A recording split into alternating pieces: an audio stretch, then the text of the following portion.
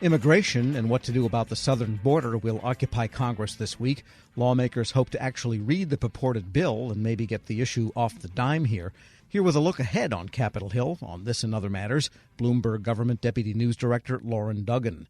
And is it going to be immigration this week? Because the House is on recess after this week. Fair to say? Well, I think that's going to be one of the big themes for sure. And the bill that will be before the Senate that they hope to vote on sometime this week, at least hold a procedural vote, is something that's been in the work for a long time, with members behind closed doors trying to hammer out some sort of agreement, take it back to the full Senate and see what they can get done. But there are a lot of things working against it, both the former president, Donald Trump, who has said he doesn't like it, and Mike Johnson, who even before the text had been released, said it was dead on arrival in his chamber. So we'll be watching to see what they can get done. The Senate changed its schedule, came back a little early.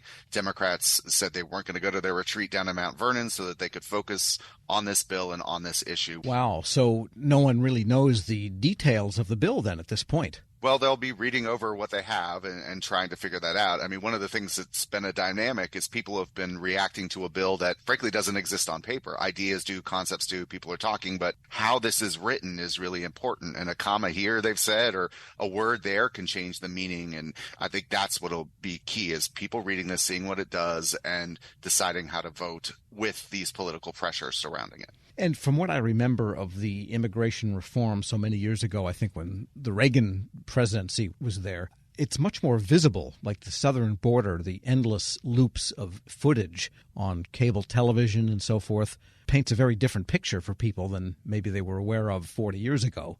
And so is that driving some of the thinking, just the fact that this is politically explosive and there's lurid pictures coming over all the time on TV? So I would say yes to that, with the visits that politicians have been making to the border, including Speaker Johnson and a group of Republicans earlier this year. But then also we've seen these efforts to send people coming across the border elsewhere in the country. And that seemed to have had an impact as well, whether it's in the New York City area or Chicago area. I think people are seeing it differently because it's closer to their area, which is one of the things that the southern politicians and southern border politicians were thinking and helping to create that. So I do think there's more understanding about this. There's more focus on it. It is rising in consciousness as an issue in the election. So all that is factoring in to make it top of mind for lawmakers who haven't really done much on this question in a big way in a long time. Yeah, and there's a lot of pieces of immigration. There's how you operate the courts. That's who it is that you want to come in. It's asylum policy. It's also border security, which is only a piece of immigration. So I don't pity them for trying to get all that. Everyone's satisfied in something they write there. And there's a few other things, though, going on. The House is doing a health bill. Tell us more what the prospects there are. Yeah, this is a piece of legislation that is coming up under, pretty normal circumstances, where they're trying to prohibit federal health programs from using cost-effective measurements for medical treatments that place different values on patients' lives. So I think they call it quality-adjusted life years, which is a concept that's been out there for a little bit. So this is, slowly chipping away at things that House Republicans would like to see run differently. They think that the federal government can do this without using these sorts of values, especially when it comes to seniors or people with disabilities. That's what some of the proponents of the legislation have said. So that's a bill we'll see moving at some point this week. We're speaking with Loren Duggan. He's Deputy News Director at Bloomberg Government. And the appropriations, of course, people would like to see that done. And already we're, getting into the second week of February, and we only have until the first week in March until the current CR expires. The question comes up over and over again. In this week, what will we see, if anything? We may not see anything in front of us, but we've seen some progress behind the scenes. The top appropriators on the House and the Senate agreed on how to divvy up that top line that they've had for a while to each of the 12 bills. That lets the people in charge of those 12 bills write them. They have 4 they need to get done by March 1st, which if they got to it and really worked hard, they could probably make that happen and then see if they could process it through the House and the Senate. They'd have one more week to do the other 8. So we've heard that people in charge of these bills may not be happy with their allocation, but they're trying to work through them, trying to work with their counterparts in the other chamber and get things done. That's right. There's 2 deadlines. There's March 2nd, I believe it is, and March 9th. And so there's only a week more between the 2 of them. So really they have 12 bills in 4 weeks, you might say. Right. It's a heavy lift, and I think that's what appropriators have said. The sooner you get us top lines and then lines for each bill, we can get this done. But there's still a lot of details to work out on these 12 bills, what to include, and then what else might ride along with it. And there are things that have to do with the District of Columbia, a committee vote on the RFK Stadium bill. People That's watching all the sports team changeovers that are happening now. What's going on there?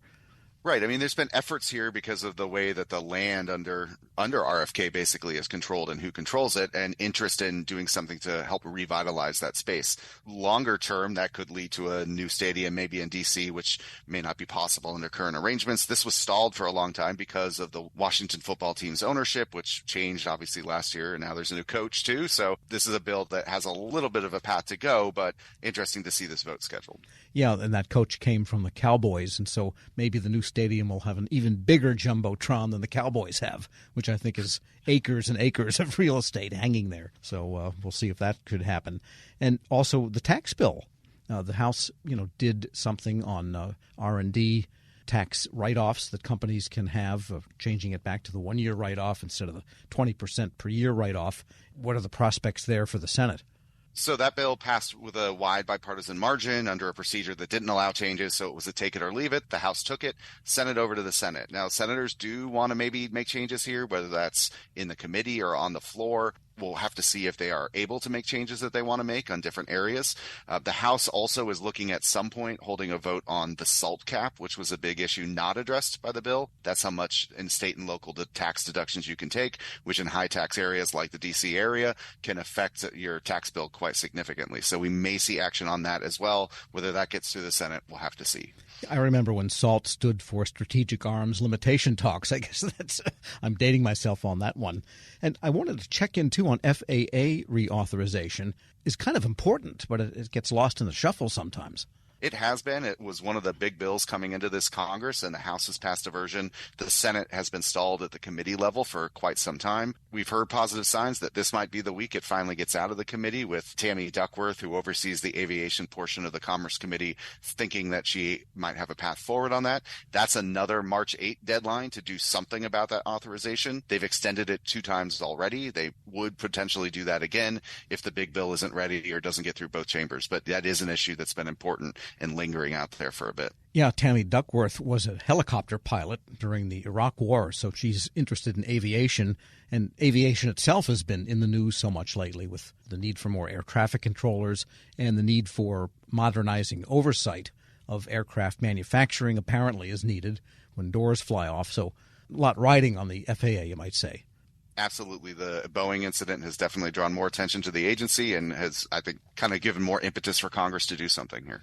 All right. So a busy week anyway. Loren Duggan is Deputy News Director at Bloomberg Government. As always, thanks so much. Thank you. And we'll post this interview at federalnewsnetwork.com/Federal Drive. Hear the Federal Drive on demand. Subscribe wherever you get your podcasts.